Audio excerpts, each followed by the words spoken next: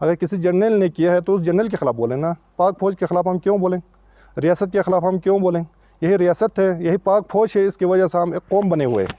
अगर कल ये फ़ौज थोड़ा सा हम हाथ उठाएं तो हम फ़िरक़ों में भटक जाएंगे। हम बॉर्डर एरिया में रहते हैं, हमें पता है कि फ़ौज की खदमात क्या है।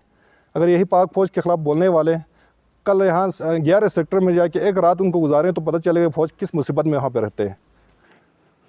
नज़र काज़मी वहाँ पे जाके कम से कम एक्शन कमेटी की प्लेटफार्म से बातें करना चाहिए था, लेकिन उसने ज़ातियात पे आके बातें की। हम उसको हम तनबीह करना चाहते हैं कि आइंदा अगर माशरों में आके एक्शन कमेटी की प्लेटफार्म से कोई एहतजाज करते हैं तो वहाँ पे अगर हमारे सियासी मुखालिफिन को खुश करने के लिए वहाँ पे हमारे सियासत के ख़िलाफ़ कोई बातें करेंगे तो हम उसको भरपूर हम जवाब भी दे देंगे। गांचे में जो ओवर बिलिंग की बहुत ज़्यादा शिकायतें हैं, इस सिलसिले में पिछले महीने यहाँ पे हमारे तीनों मिनिस्टर साहिबान बैठे हुए थे और एक्शन साहब भी बैठे हुए थे। यहाँ पे बाकायदा मीटिंग हुआ। मीटिंग में ये फैसला हुआ था कि DD-17 वाला मैटर है वो रिजेक्ट है। जो भी वो DD-17 मैटर इस्तेमाल कर रहे हैं उनके ख़िलाफ़ इंक्वायरी होगा, कार्रवाई होगा और उन पे जो भी आप ज़्यादा एक्स्ट्रा बिल लगाते हैं वो हम ज़िम्मेदार नहीं होंगे। इसके बाद जो मैटर बाद में एक मैटर लगाया था उसको हम फ़िलहाल ये फैसला हुआ था 1 से 2 साल तक उस मैटर को चलाएंगे। जो मैटर शीशे वाला में मैटर लगाया हुआ है वो कोई उस पर ओवर बिलिंग नहीं करेगा, लेकिन अफसोस से हमें कहना पड़ रहा है अभी जो मैटर शीशे वाला लगा हुआ है उस पर भी ओवर बिलिंग कर रहे हैं। वो बिल्कुल गैर कानूनी है। जो एक्शन सब कर रहे हैं तो उसकी ज़ाती फ़ेल है, हम उसकी भी तरदीद करते हैं। और मैं जिन को ओवर बिलिंग किया है उनसे भी मैं गुजारिश करता हूँ अपने वो जो बिल की कापी है वो हमें पहुँचाएँ। हम उसके ख़िलाफ़ कोर्ट में भी जाएंगे और मुतलका फॉर्म में हम आवाज़ उठाएंगे। अब 1.5 मेगावाट बिजली आपकी पैदा हो रही है, उसी 1.5 मेगावाट का बिल देने का ज़िम्मेदार हम आवाम हैं, गांचे के आवाम है। लेकिन यहाँ पे 1.5 मेगावाट बिजली पैदा हो रहा है, आप 3 मेगावाट के यहाँ बिल ले रहे हैं, वो इंतहाई ज़्यादती की बात है। मैं एक समाजी कारकुन और सियासी वर्कर की हैसियत से अगर अगले महीने तक इस पर कोई रिलीफ ना मिला, अगर हमारा आवाम पे ज़्यादती करते रहे तो हम भी आवाम के साथ सड़कों पर आने पर मजबूर हो जाएंगे। गिलगित बल्तिस्तान में बिजली के एतबार से सबसे टॉपर है। बिजली एक सबसे ज़्यादा बिजली माशरूम में है और माशरूम के आवाम लोड शेडिंग से इस्तिस्ना है। माशरूम में PTI के जो हालिया इलेक्शन हुए हैं पिछले दफ़ा, उसमें हमें बहुत सारे चैलेंजेस का सामना था। वहाँ पे हमारे PTI के जो हम वर्कर थे, PTI की जो हुकूमत था, उनके साथ साथ जो हमारे कुछ सादात थे वो जो हमारे खानकाहों को भी इस्तेमाल किया। इसके बावजूद भी हम 800 वोटों से हम लीड किया। बिस्मिल्लाहिर्रहमानिर्रहीम। तो सबसे पहले पाकिस्तान पीपल्स पार्टी एक सियासी जमात होने के नाते हम आवाम की भरपूर नुमाइंदगी करते हैं। हाल ही में जो गंदम की सब्सिडी के बारे में जो गिलगित बल्तिस्तान में एक तशवीश पाई जाती थी, उस सिलसिले में आप लोगों को पता है कि शुरू में जब गवर्नमेंट ने 5,000-5,500 रुपये करने की जो एक समरी मंजूर तो नहीं हुआ था, लेकिन वहाँ पे एक तजवीज़ दी थी। उस सिलसिले में पाकिस्तान पीपल्स पार्टी ने उसमें बहुत ज़्यादा रजिस्ट किया और इंजीनियर इस्माइल साहब उस पर कानून में तो शामिल थे, लेकिन उन्होंने बाद में कैबिनेट में बहुत इस पर तहफ़्फ़ुज़ात का इज़हार किया। लेकिन जब गवर्नमेंट के पास कुछ देने के लिए कुछ ना हो, जब वफाकी गवर्नमेंट की तरफ से प्रेशर हो, उसको हल करने के लिए, मसाइल को हल करने के लिए कुछ न कुछ रास्ता निकालना पड़ता है। लेकिन उस प्रेशर के बाद, पीपल्स पार्टी की रजिस्ट के बाद, गवर्नमेंट ने आखिरकार 3,600 रुपये में उस गंदम के कीमत को फ़िक्स किया। तो उसमें भी पाकिस्तान पीपल्स पार्टी की बहुत बड़ी कामयाबी हासिल हुई है।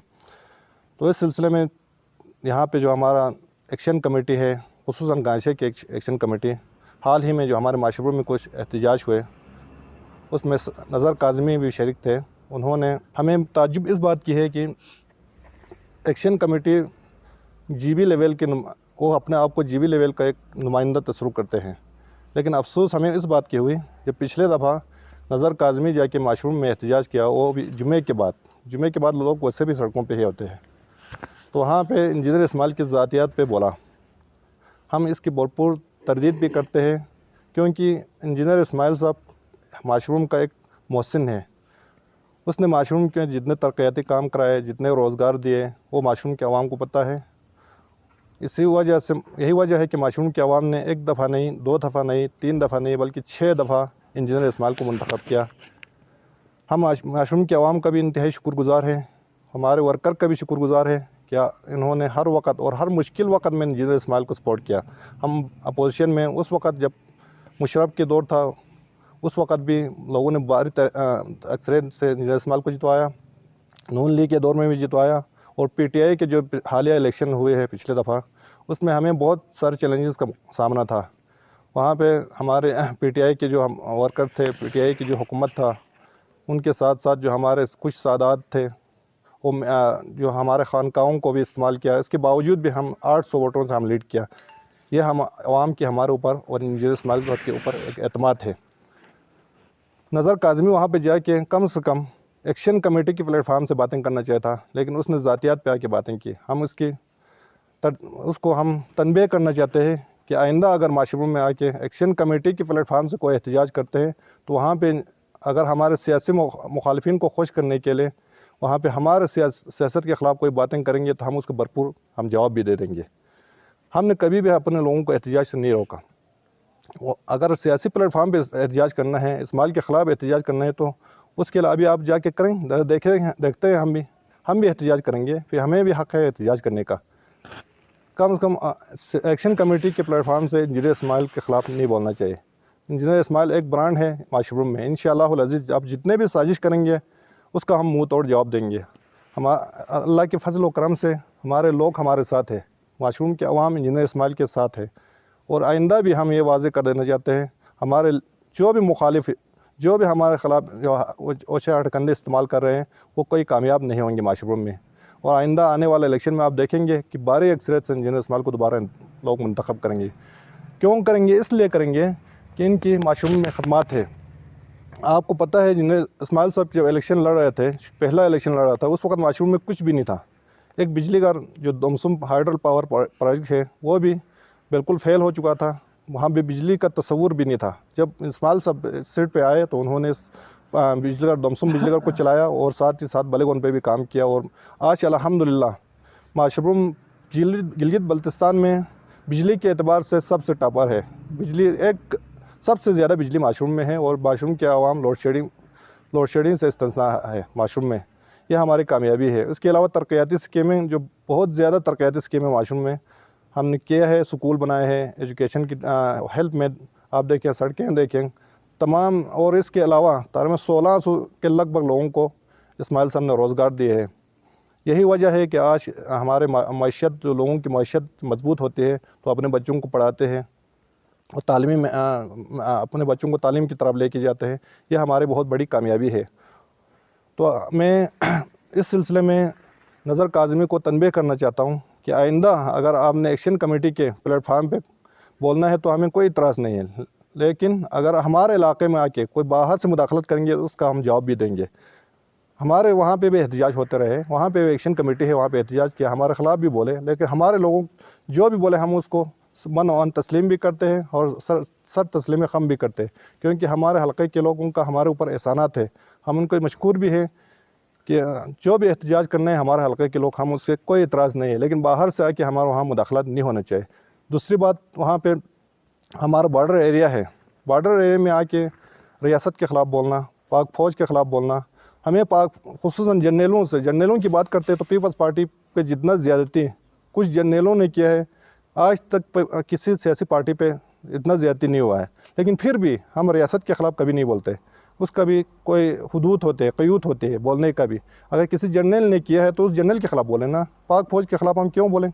रियासत के ख़िलाफ़ हम क्यों बोलें? यही रियासत है, यही पाक फ़ौज है, इसकी वजह से हम एक कौम बने हुए हैं। आज हम अगर एक बहैसियत कौम, पाकिस्तान एक कौम है, पाकिस्तान एक मुनज़्ज़म कौम है, तो एक पाक फ़ौज की वजह से। अगर पाक फ़ौज ना होते तो हम आज टुकड़े टुकड़े हो चुके होते थे।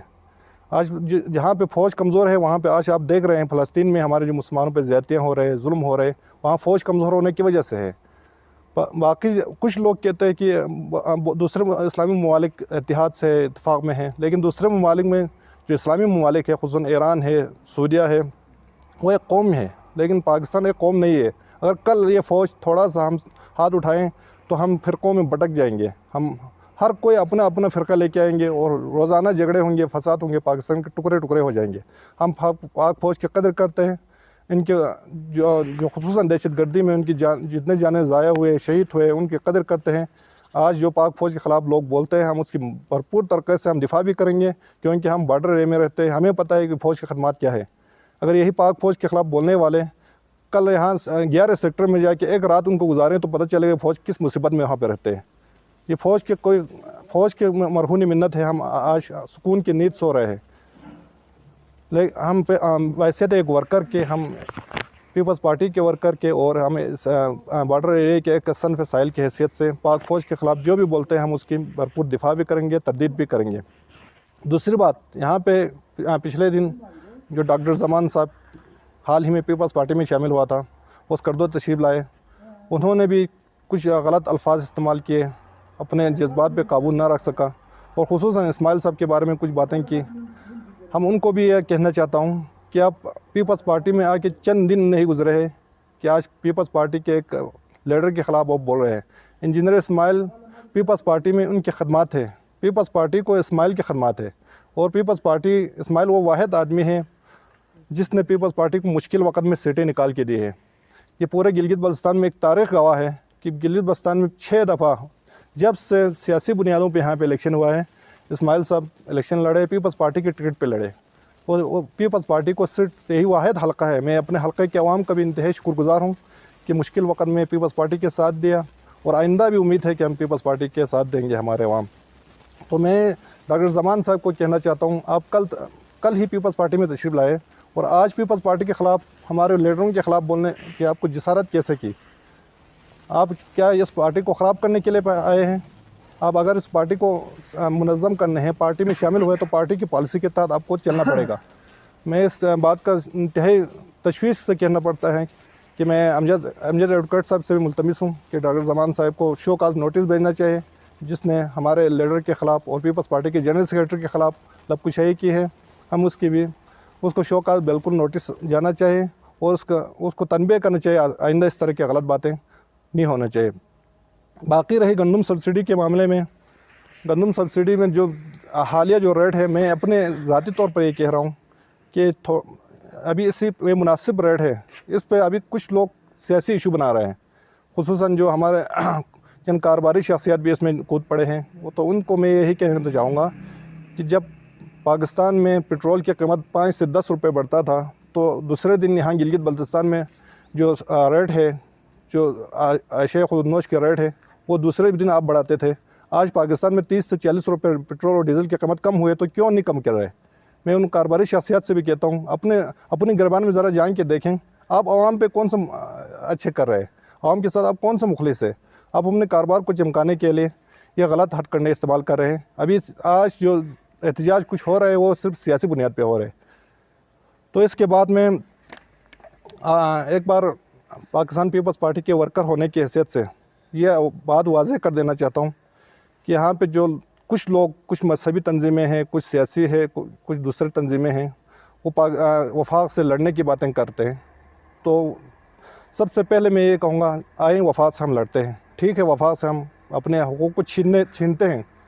वफाक से हकूक़ को छीनने के लिए आज कुछ लोगों को ले जाए कि वफाक से हकूक़ नहीं छीन सकते, इसके लिए कोई लाज़िमात है।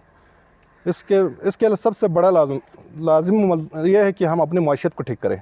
आज हमारे पास 1 रुपये नहीं है, हमारे जीबी हुकूमत मकरूस है, हम किसी के दूसरे के तरफ देख रहे हैं, वफाक की तरफ देख रहे हैं, वफाक कुछ पैसे दें और हम अपनी हुकूमत को चलाएं। हम पीपल्स पार्टी ये समझती है कि अगर वफाक से हमने अपने हुकूक़ को छीनना है तो उसके लिए 2-3 तरीक़े हुए। पहला तरीक़ा यह है कि हम एक कौम बन के आएँ।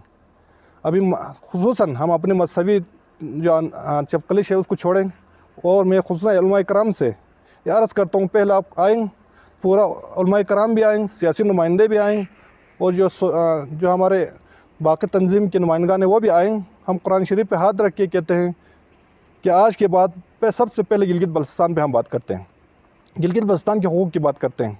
इसके बाद हम अपने ज़ाती मकासद को बाद में रखते हैं। लेकिन आज तक ये नहीं हुआ है। गिलगित बल्तिस्तान में सबसे पहले अपने ज़ाती मकासद का इस्तेमाल किया है, उसके बाद गिलगित बल्तिस्तान की बातें होते हैं। आज अगर पूरा कौम, पहले हम कौम बनने के लिए अपने ज़ाती फ़िरक़ावाराना उसको छोड़ना पड़ेगा। कौम बनने के लिए हमें सबसे पहले अपने माशियत को मुस्तहकम करना पड़ेगा। पिछले हुकूमत PTI की गवर्नमेंट ने एक बात जो उन्होंने एक कदम उठाया था, वो बहुत अच्छा कदम था, क्योंकि यहाँ पे कुछ हम मुख्तलिफ जो डिपार्टमेंट्स है, मुख्तलिफ जो उस पर टैक्स लगा रहे थे छोटा मोटा, वो लगा कि अब पहले अपनी माशियत को मुस्तहकम करने की कोशिश कर रहा था। अब भी हम मेरा अपना ज़ाती ये मौक़िफ़ है कि अगर हमने किसी से हमने लड़ना है, किसी से हमने हक़ूक़ छीनना है, तो पहले हम अपनी माशियत को मुस्तहकम करने की ज़रूरत है। माशियत को मुस्तहकम करने के लिए हमें 2-3 चीज़ों की ज़रूरत है। पहले, हमारे जीबी के अकाउंट में आज तक 1 रुपये कहीं से नहीं आ रहा है। वफाक से जो पैसे मिलता है उसी पे हम गुजारा कर रहे हैं। उससे पहले कि हमें यहाँ पे 2-3 चीज़ों पर टैक्स लगा के हमें अपनी माशियत को थोड़ा मजबूत करने की ज़रूरत है। पहला सबसे पहले हम जो टूरिज़म है, टूरिज़म आजकल अल्हम्दुलिल्लाह गिलगित बल्तिस्तान में टूरिज़म की फ़्लो बहुत ज़्यादा है, तो वहाँ टूरिज़म पे हम थोड़ा बहुत टैक्स लगा के मिसाल के तौर पर कोई बंदा पंजाब से यहाँ पे 8-10 लाख रुपए ख़र्चा करके यहाँ घूमने के लिए आते हैं, तो अगर वो उनसे गवर्नमेंट 5,000 रुपये या 3,000 रुपये टैक्स लेते तो वो खुशी से हमें टैक्स दे देंगे। इसी तरह जो हम अंग्रेज़ यहाँ पे आ रहे हैं K2 पे, दूसरे उस पर थोड़ा टैक्स लगाएंगे तो हम वहाँ से भी कुछ रकम कमा सकते हैं। दूसरी बात, हम यहाँ पे बड़े बड़े होटल्स हैं, वहाँ होटल इंडस्ट्री आजकल बड़े तेज़ी से तरक्की कर रहे हैं, तो उन पे थोड़ा टैक्स लगाएं तो हम वहाँ से बहुत बड़ी रकम हासिल कर सकते हैं। इसके लिए हमें कुर्बानी देना पड़ेगा। हमें थोड़ा बहुत कुर्बानी देंगे तो हम 10-20 अरब रुपये हम आराम से इकट्ठे कर सकते हैं। जब हमारे पास 10-20 अरब रुपये आएंगे तब जाके हम वफाक से कुछ ले सकते हैं। हम वफाक को आंखें दिखा सकते हैं। आज कश्मीर में कश्मीर गवर्नमेंट के पास अपना कुछ रकम है तो वो वफाक से लड़ सकते हैं, वफाक से अपने आंखें दिखा के वो अपने मामलात ठीक रखते हैं। लेकिन हमारे पास कुछ भी नहीं है आजकल। इस वजह से हम कमज़ोर हैं, हमारे आवाज़ कोई सुनने के लिए तैयार नहीं है।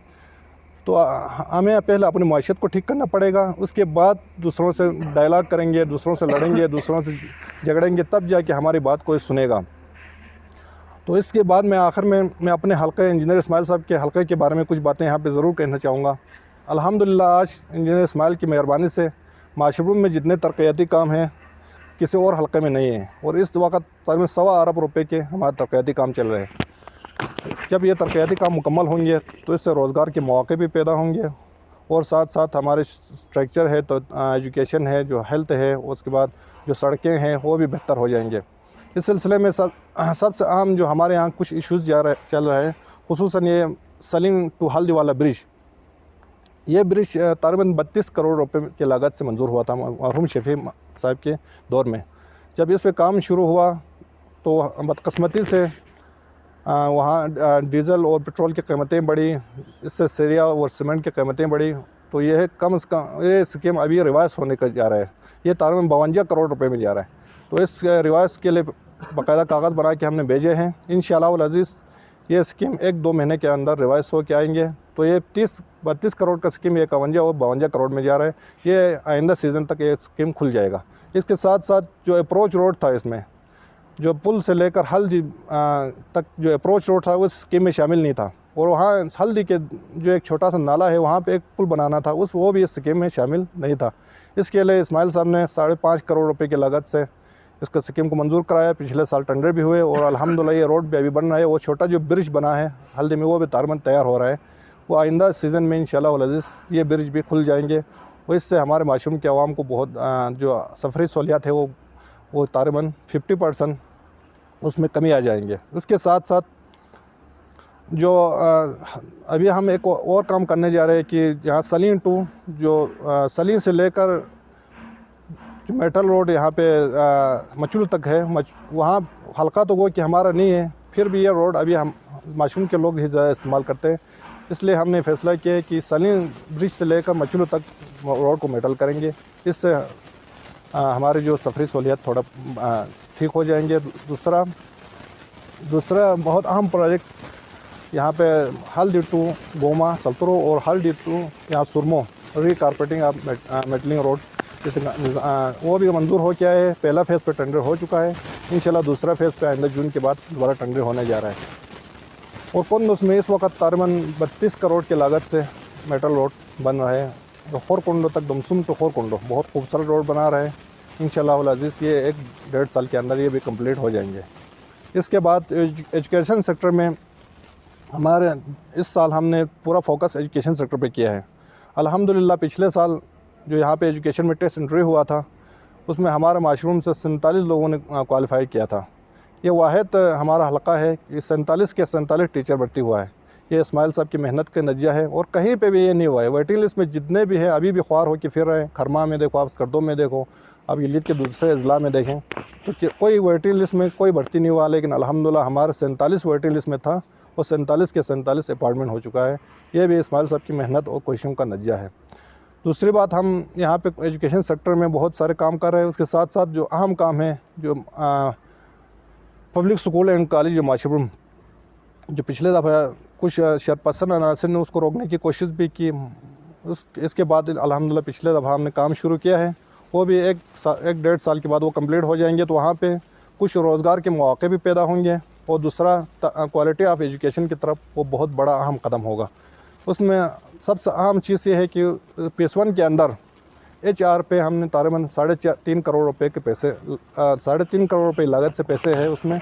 जून ही ये बिल्डिंग तैयार हो जाएंगे, वहाँ पे हम टीचर अपॉइंट होंगे, ग्रेड 1 जो भी वहाँ पे लाजमात है वो अपॉइंट होंगे, और खुद फौरी तौर पर क्लासेस शुरू करने का करेंगे आइंदा इंशाल्लाह 1-2 साल के अंदर वो अभी हम कंप्लीट करने जा रहे हैं। इसके साथ साथ पिछले दफ़ा जो लाहौर यूनिवर्सिटी वालों के हम शुक्रगुज़ार हैं, उन्होंने हमारे दोमसुम हायर सेकेंडरी स्कूल को चलाने के लिए जो 5 टीचर हमें दिए हैं, हम उनका भी शुक्रिया अदा करते हैं, और DD एजुकेशन का भी, और साथ इंजीनियर इस्माइल साहब का भी शुक्रिया अदा करते हैं। इनकी मेहनत से हमें 5 टीचर मिले हैं, वो भी क्वालिफाइड टीचर मिले हैं।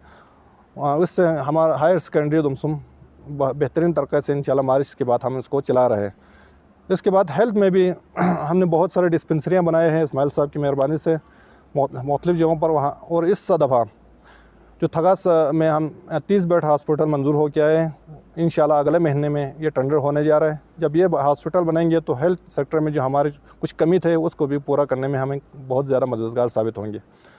इसके साथ दूसरे बहुत अहम जो प्रोजेक्ट चल रहे हैं, इस सिलसिले में मैं आवाम से भी इल्तिमास करता हूँ, जो प्रोजेक्ट हमारे हल्के में चल रहे हैं वहाँ पे आवाम की निगरानी भी बहुत ज़रूरी है। जब हम प्रोजेक्ट इस्माइल साहब की मेहरबानी है वहाँ प्रोजेक्ट ला के रखते हैं, लेकिन वो काम सही तरीके से कभी होते हैं कभी नहीं होते। इसके लिए मैं आवाम से भी, माशरूम के हल्के के आवाम से भी, वहाँ के नौजवानों से भी, वहाँ की सोशल मीडिया एक्टिविटीज़ से भी मैं गुजारिश करता हूँ कि आप इस तमाम प्रोजेक्ट पर नज़र रखिए। हमारा प्रोजेक्ट है, वहाँ पे काम सही होना चाहिए ताकि इससे हमें कुछ फ़ायदा हो। ताकि जो इसके बाद जहाँ इसके बाद जो बिजली के मामला थे उस पर मैं कुछ बातें करना यहाँ पे ज़रूरी समझता हूँ। हमारे माशरूम में अल्हम्दुलिल्लाह 5 से ज़्यादा बिजली घर पावर हाउस तैयार है, लेकिन बदकिस्मती से यहाँ पे 2 ऐसे पावर हाउस है जो बिल्कुल फेल हो गया। इसमें सबसे पहले जो सेहत वाला है, सेहत वाला प्रोजेक्ट है, उस पर तकरीबन 30-32 करोड़ रुपए की लागत से सेहत वाला प्रोजेक्ट बना था। वो तकरीबन 1.5 से 2 मेगावाट वहाँ पे बिजली पैदा होना था, लेकिन वो प्रोजेक्ट तकरीबन तैयार हो गया। अभी 2 साल हो गया वो रन है, लेकिन अभी 300 से 400 केवी से ज़्यादा बिजली पैदा ही नहीं हो रहा है। उसके लिए इंक्वायरी टीम भी बैठाया था, इंक्वायरी भी हो रहा है। तो मैं secretary water power, chief secretary, chief minister Gilgit Baltistan, इनसे मैं गुजारिश करता हूँ कि इस इंक्वायरी को फौरी तौर पर आप लोग देखें, और इस पर जो भी ज़िम्मेदार है, ख्वाह वो इंजीनियर हो, ख्वाह वो ठेकेदार हो, ख्वाह वो जो भी ज़िम्मेदार है, उसके ख़िलाफ़ करार वाक़ई सज़ा होना चाहिए। ये हमारा मुतालबा है। इस्माइल साहब ने ख़ुद रिटर्न लिख के भी दिया है कि हमारे 30 से 35 करोड़ रुपए वहाँ पे डाले हैं, उससे कम से कम बिजली की कुछ ना सही तो 1 से 1.5 मेगावाट बिजली वहाँ से देना चाहिए था, लेकिन 400 से 500 हमने खुद देखा है। 2 दफ़ा गए, 3 दफ़ा वहाँ पे गए। कुछ पानी के इशू की बात की, पिछले दफ़ा गर्मियों में हम वहाँ पे गए, कोई पानी का इशू नहीं है, वो बिल्कुल स्कीम फेल हो चुका है। उस पर फौरी तौर पर इंक्वायरी होना चाहिए। अगर इस दफ़ा इंक्वायरी ना हुआ, अगर कोई सज़ा ना हुआ, तो फिर हम आवाम को सड़कों पर लाएँगे, फिर आवाम के ज़रिए हम फैसला कराएँगे कि कौन जुर्मदार है। ये बिल्कुल हमारा खैर मौक़िफ़ है। इसके बाद बलेगुन हाल ही में उस टंकी को छोटा करके रिपेयर करके उसको चलाया है, लेकिन ये मुस्तकिल हल नहीं है। अगर इस तरह के प्रोजेक्ट हम लाते रहें, हमारे नुमाइंदे मेहनत करके प्रोजेक्ट लाते हैं, उस प्रोजेक्ट पे काम करते हैं, लेकिन डिपार्टमेंट में इंतहाई माजरत के साथ ये कहना ज़रूरी समझता हूँ कि डिपार्टमेंट सिर्फ 2% के पीछे लगा हुआ है। डिपार्टमेंट को कोई दिलचस्पी नहीं इन प्रोजेक्ट पर काम करने की। खुसूसन पावर डिपार्टमेंट बिल्कुल बैठा हुआ है। पूरा गिलगित बल्तिस्तान में पावर डिपार्टमेंट बुरी तरह फेल हो चुका है। अभी इसमें रिफॉर्म लाने की ज़रूरत है। जब तक इसमें कोई रिफॉर्म नहीं लाएगा, कोई प्रोजेक्ट लगाने का कोई फ़ायदा नहीं है। ये बलेगुन पे भी इंक्वायरी होना चाहिए। जिसने गलत काम किया है, जिस इंजीनियर ने भी 2% के अपने जेब गर्म करने के लिए गलत काम करवाए गए हैं, उसके ख़िलाफ़ इंक्वायरी होना चाहिए। ये हम भरपूर तरीके से हम इस पर एहतजाज करते हैं। हम सुना है कि इस पर इंक्वायरी कोई टीम बैठाया है, लेकिन इस पर अभी तक मुस्बित कोई हमें जवाब नहीं आया है। फौरी तौर पर इसको इंक्वायरी करनी चाहिए। मैं सेक्रेटरी वाटर पावर, आप एक अच्छा आदमी हैं, एक दयानतदार आदमी हैं, इनसे मैं खुसूसी तौर पर गुजारिश करता हूँ इन दोनों प्रोजेक्ट पर इंक्वायरी करें, ख़ुद अपनी निगरानी में करें। हम आप पे भरपूर एतमाद करते हैं, आप एक अच्छा आदमी हैं। हमें उम्मीद है कि आप 1-2 महीने के अंदर इस प्रोजेक्ट पर इंक्वायरी करके जो मुजरिम है उनको सज़ाएँ ज़रूर दिलवाएंगे। और इसके बाद आखिर में मैं जहाँ बिल के मामले में जो खुसूसन डिस्ट्रिक्ट गांछे में जो ओवर बिलिंग की बहुत ज़्यादा शिकायतें हैं, इस सिलसिले में पिछले महीने यहाँ पे हमारे तीनों मिनिस्टर साहिबान बैठे हुए थे। मिनिस्टर पावर के बैठे हुए थे, इस्माइल साहब बैठे हुए थे, हाजी हामिद साहब और एक्सन साहब भी बैठे हुए थे। यहाँ पे बाकायदा मीटिंग हुआ। मीटिंग में ये फैसला हुआ था कि जो DD 74 वाला मीटर, जो ब्लैक मीटर जो लगाया हुआ है 17 है, DD 17 वाले मीटर को रिजेक्ट किया है। वहाँ पे फैसला ये हुआ था कि जो ब्लैक DD 17 वाला मीटर है वो रिजेक्ट है। जो भी वो DD 17 मीटर इस्तेमाल कर रहे हैं उनके ख़िलाफ़ इंक्वायरी होगा, कार्रवाई होगा और उन पे जो भी आप ज़्यादा एक्स्ट्रा बिल लगाते हैं वो हम ज़िम्मेदार नहीं होंगे। इसके बाद जो मीटर बाद में एक मीटर लगाया था उसको हम फ़िलहाल ये फ़ैसला हुआ था 1 से 2 साल तक उस मीटर को चलाएँगे। उसके बाद जो डिजिटल मीटर है वो आहिस्ता आहिस्ता आएंगे तो लगाएंगे। उस जो मीटर शीशे वाला में मीटर लगाया हुआ है वो कोई उस पर ओवर बिलिंग नहीं करेगा। लेकिन अफसोस से हमें कहना पड़ रहा है अभी उस जो मीटर शीशे वाला लगा हुआ है उस पर भी ओवर बिलिंग कर रहे हैं। वो बिल्कुल गैर कानूनी है। जो एक्शन सब कर रहे हैं तो उसकी ज़ाती फ़ेल है, हम उसकी भी तरदीद करते हैं। और मैं जिन को ओवर बिलिंग किया है उनसे भी मैं गुजारिश करता हूँ अपने वो जो बिल की कापी है वो हमें पहुँचाएँ। हम उसके ख़िलाफ़ कोर्ट में भी जाएंगे और मुतलका फॉर्म में हम आवाज़ उठाएंगे। वो बिल्कुल गैर कानूनी है। वहाँ बिल्कुल फ़ैसला हुआ है उस दिन। जो पुराना मीटर के अलावा जो भी मीटर किसी ने लगाया हुआ है उस पर कोई ओवर बिलिंग नहीं होगा। ये ज़्यादती है। और खुसूसन पिछले दफ़ा एक फ़ाइल जो बना के दिया था, इसमें सबसे बड़ा मसला ये है कि जो डिपार्टमेंट है वो ये इसके तहत यहाँ पे जो टारगेट दे रहा है लोगों को, डिपार्टमेंट को, कि यहाँ कितने बिजली घर हैं। मिसाल के तौर पर हमारा दमसम में 2 बिजली घर है, एक मेगावाट का, एक 1.5 मेगावाट का है। इसमें से दोनों के बीच में 1 मेगावाट अभी बिजली पैदा हो रहा है। डिपार्टमेंट वो 2.5 मेगावाट के हिसाब से यहाँ पे रिकवरी करना चाहते हैं। ऐसा नहीं होगा। जो आप बिजली पैदा हो रहा है उसी के तहत यहाँ पे रिकवरी होनी चाहिए हमारे गांचे के लोगों से। मिसाल आप 1.5 मेगावाट बिजली आपकी पैदा हो रहे है, उसी 1.5 मेगावाट का बिल देने का ज़िम्मेदार हम आवाम हैं, गांचे के आवाम है। लेकिन यहाँ पे 1.5 मेगावाट बिजली पैदा हो रहा है, आप 3 मेगावाट के यहाँ बिल ले रहे हैं, वो इंतहाई ज़्यादती की बात है। वो फ़ाइल हमने सेक्रेटरी साहब तक पिछले दफ़ा पहुँचाया भी है, उस पर कुछ एक्शन लेगा इंशाअल्लाह वल अज़ीज़। हमें उम्मीद है कि कुछ दिनों के बाद उस पर भी हमें कोई रिलीफ मिल जाएगा। अगर ना मिला तो इस सिलसिले में मैं एक समाजी कारकुन और सियासी वर्कर की हैसियत से अगर अगले महीने तक इस पे कोई रिलीफ ना मिला, अगर हमारा आवाम पे ज़्यादती करते रहे तो हम भी आवाम के साथ सड़कों पे आने पे मजबूर हो जाएंगे। हल्का नंबर 3 और के आवाम का इंतहाई शुक्रगुज़ार है कि उन्होंने बार बार इंजीनियर इस्माइल पे एतमाद किया और उम्मीद है कि आइंदा भी एतमाद करेंगे। और इंशाअल्लाह अज़ीज़ हमारे जो सियासी मुखालिफिन हैं वो ये बात याद रखें, जब तक इस्माइल इस सियासत में है उसको कोई नहीं हरा सकता। कि हम दावे से कह सकते हैं, क्योंकि इस्माइल एक ब्रांड है, एक खदमत की है, उसने सियासत नहीं की है। हमने पूरे टीम ने कभी भी हमने हल्के में सियासत नहीं की है। हमने हल्के में खदमत की है, लोगों की, गरीबों की खदमत की है, बेसहारा लोगों की खदमत की है, लोगों को हमने रोज़गार देने की कोशिश की है। ये हमारे हमने लोगों को रोज़गार देने की कोशिश की है, लोगों के मसाइल को हल करने की कोशिश की है। और दूसरी बात, हमारे हल्के के जो भी बंदा है वो हमारे ख़िलाफ़ बोलें, हम बिल्कुल सर तस्लीम खम करते हैं। हम कोई उन पर रिएक्शन नहीं देते, क्योंकि उनका हक़ है, ये हमारे हल्के वालों का हक़ है। लेकिन बदकिस्मती से हमारे हल्के से हट के बाहर के लोग हमें ज़्यादा तदक़ीक़ करते हैं। तो खुसूसन नज़र काज़मी को मैं एक बात ज़रूर कहना चाहता हूँ कि आप जिस हल्के से इलेक्शन लड़े हैं, आप इस हल्के की ज़रा हालत इज़ार तो देखें मेहरबानी। कि हमारा हेडक्वार्टर कबूल हमारा हेडक्वार्टर है, हमारा दिल है, पूरे ज़िले का चेहरा है। यहाँ की हालत आप देखें, यहाँ से आपने इलेक्शन लड़े हैं, आपने 800 वोट लिए हैं, ना यहाँ पे पीने का पानी है, ना यहाँ पे चलने की सड़क है, ना यहाँ पे बिजली है, ना यहाँ पे हॉस्पिटल की सहूलियात है। इस पे आप क्यों आवाज़ नहीं उठाते? आप जब इलेक्शन आते हैं तो हर कोई अपने अपने मुफादात के खातिर इलेक्शन लड़ते हैं। कोई इलेक्शन लड़ने के लिए पैसा लेते हैं, कोई बैठने के लिए पैसा लेते हैं, फिर इलेक्शन लड़ने के बाद अपने मुफादात को हासिल करने के बाद आवाम की बातें करते हैं और नुमाइंदों को गालियाँ देते हैं। आज हाजी हामिद, मैं उसका कोई स्पीकर नहीं हूँ, कोई नुमाइंदा नहीं हूँ, लेकिन उसको जो गालियाँ दे रहे हैं यहाँ पे लोग, तो इलेक्शन के दिनों में आप याद करना था ना, इलेक्शन के दिनों में तो आप अपने एक 2 इंच की मस्जिद बना के अलग अलग अपने मामलात को चला रहे थे। इलेक्शन में तो आप 10 बंदे यहाँ से खड़े हो गए थे। आज हाजी हामिद को जिन लोगों ने वोट दिया है वो तो उसके ऊपर मुतमईन होगा, अगर ना हो तो वो उन पर तनकीद कर सकते हैं ना। जब इलेक्शन में हम आते हैं तो हम जज्बाती हो जाते हैं। 1 महीने के अंदर हम कोई मजहबी कार्ड लेके आते हैं, कोई अपना अच्छा इलाके के कार्ड लेके आते हैं। खुसूसन हेडक्वार्टर खपुल में ये मामला पहले भी चलते रहे और मैं हेडक्वार्टर के लोगों से और खुसूसन नौजवानों से ये अर्ज़ करता हूँ कि आइंदा जब भी इलेक्शन आएंगे तो आप थोड़ा संजीदा हो जाएंगे ताकि आपके मामला हल हो जाएं। आप जब तक संजीदा नहीं होंगे तब आप जाके किसी ग्रोह में जाएंगे, किसी मजहबी के उस पर कहने पे, किसी और के कहने पे आप वोट डालेंगे, वो फ़ायदा अपना लेते हैं, फिर इलेक्शन के बाद हम जलील व ख्वार हो जाते हैं। बहुत बहुत शुक्रिया आप लोग यहाँ पे आए।